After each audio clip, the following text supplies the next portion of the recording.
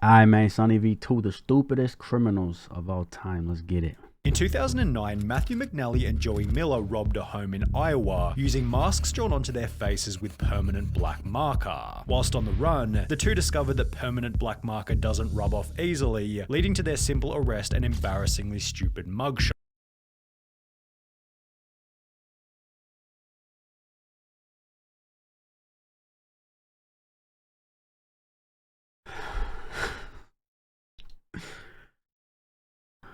How you this stupid, bro? I'm sorry, but what can be more dumb than this? We're only 15 seconds in, bro. What can be more dumb than these two right here? Black marker doesn't rub off easily, leading to their simple arrest and embarrassingly stupid mugshots. However, these two still look like geniuses in comparison to some of the other idiots we'll be talking about as we discuss the stupidest criminals of all time. Take for example MacArthur Wheeler, who robbed two banks in broad daylight as he thought that pouring lemon juice on his face would make him invisible to cameras. When shown the bank surveillance footage, Wheeler refused to believe that he was visible, stating to officers, "But I wore the juice," believing that as 95.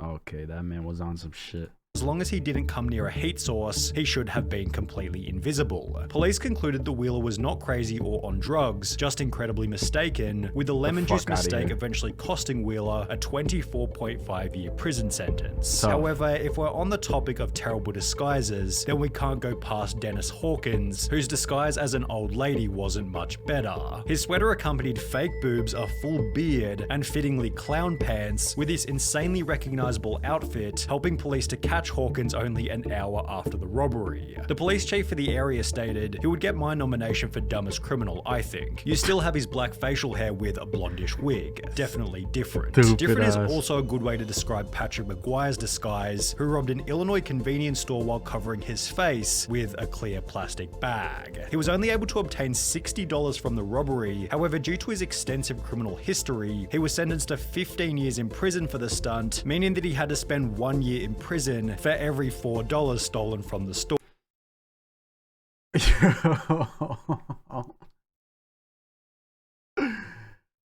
Bro. Bro, read this. Career criminal gets 15 years for stealing $60. You threw your life away for 60 bills. Let's just forget about the previous shit he's done. Let's just really focus on this fucking title right here, because this is what got him the 15 years. Bro, calm the fuck on, bro. Talk about a bad return.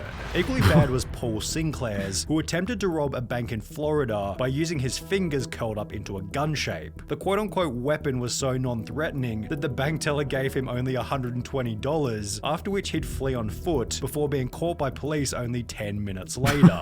Then there was James Blankenship, who thought that robbery was legal as long as you did it at a certain time of day. Back in 2013, Blankenship broke into his own mother's home, after which the police were called, who would take to their Facebook page later that day to explain what had happened. He fled the scene upon seeing his mother. The male was located under the house hiding in a crawl space. When advised of his charges, he made the statement, "I thought you could only be charged with burglary if you break in during the night time." Blankenship was given 100. Are you fucking dumb? Most burglaries happen at night. What makes you think it's fucking legal to do it at night? You know what I'm saying? Like, what? I mean, statistics can say otherwise, you know what I'm saying? But 9 times out of 10, you're hearing about a robbery, burglary, all of that at nighttime, bro.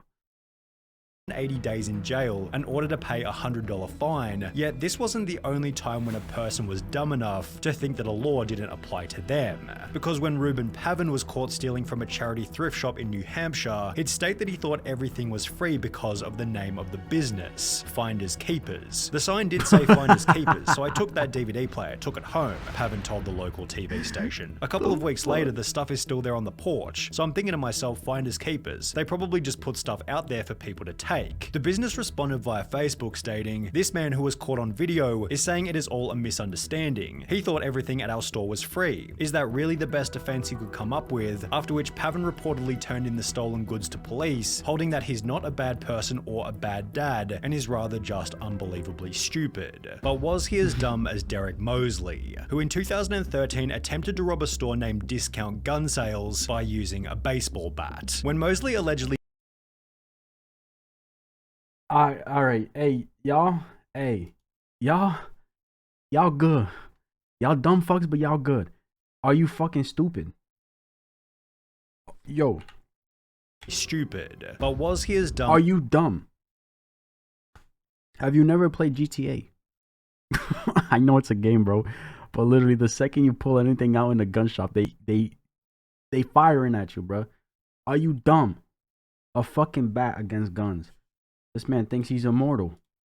As Derek Mosley, who in 2013 attempted to rob a store named Discount Gun Sales by using a baseball bat. When Mosley allegedly barged into Discount Gun Sales and smashed the display counter with his baseball bat, the store manager simply pulled out his own personal firearm and pointed it straight at the would-be robber, holding Mosley in the store until he was arrested and charged with first-degree robbery. A similar story then came out of Texas in July 2022 when a gun store was robbed at knife point, although this tale instead ended in a body bag, as the robber was fatally shot by the store owner as he tried to exit with his loot. But what happens when you accidentally call 911 whilst committing a crime? Pocket dialing the police is probably a fairly common occurrence. However, for Carson Reinhardt and Nathan Teklemariam, it happened at the most unfortunate moment, specifically while they were breaking into a car. The alert dispatcher soon realized that the call was an accidental one, and moreover that the guys on the other end might be up to no good. For the next 35 minutes, the dispatcher stayed on the line,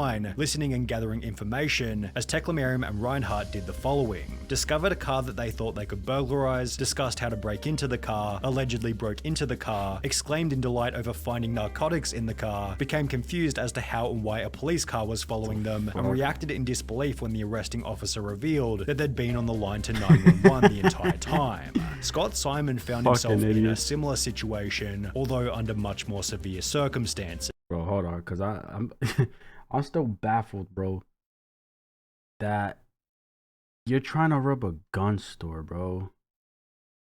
Everybody in that bitch has access to a firearm, bro. Whether it's theirs or it's fucking inventory for the store. Them bitches, they had, bro. Are you fucking dumb? And you lost your life, buddy. Look at that. And you lost your fucking life. That's tough. That is tough, bro. And these fucking idiots had 911 on speed dial. Oh, yo, what the fuck? Hey, yo.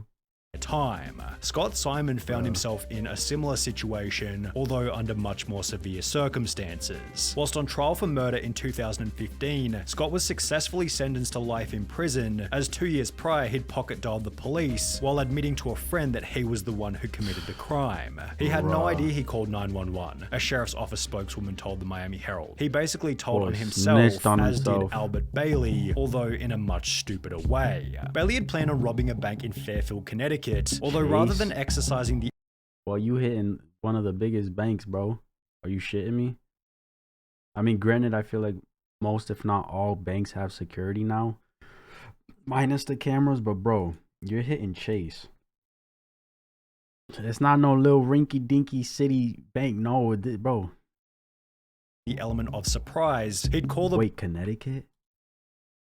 Bank in Fairfield, Connecticut, although rather than exercising the element of surprise, he'd call the bank prior to the robbery stating, "I want $100,000 in large bills and no die packs. I'll be sending someone into the bank to get the money. Don't call the police, we are monitoring the police scanner." Prior to making this phone call, Bailey had already served 7 years in prison for a previous bank robbery. However, this new plan was equally ineffective, as after arriving at the bank to collect his cash, Bailey was locked inside, arrested, and sentenced to another 9 years in prison. Although, if he wanted to avoid this time behind bars... Boy, look at these fucking characters, bro. Look at this ugly boy. Hey, you ugly too. What the fuck is good with this man? Could have had a chat with Tito and Amanda Watts, who got arrested in Florida for selling tickets to enter heaven at a price of $100. Tito Watts said in his police statement, "I don't care what the police say. The tickets are solid gold, and it was Jesus who gave them to me behind the KFC and said to sell them so I could get me some." Behind the KFC? Get some money to go to outer space? Alright, buddy. You are definitely on something. You getting some shit behind the KFC. Was it a Jesus lookalike? It wasn't Jesus. It was probably a man in a, you're not saying. Bro. Solid gold, and it was Jesus who gave them to me behind the KFC and said to sell them so I could get me some money to go to outer space. You should arrest Jesus because he's the one who gave me the golden tickets and said to sell them. I'm willing to wear a wire and set Jesus up. The couple had apparently earned over $10,000 from the stunt, meaning that they were able to find people even dumber than them. What? Bro.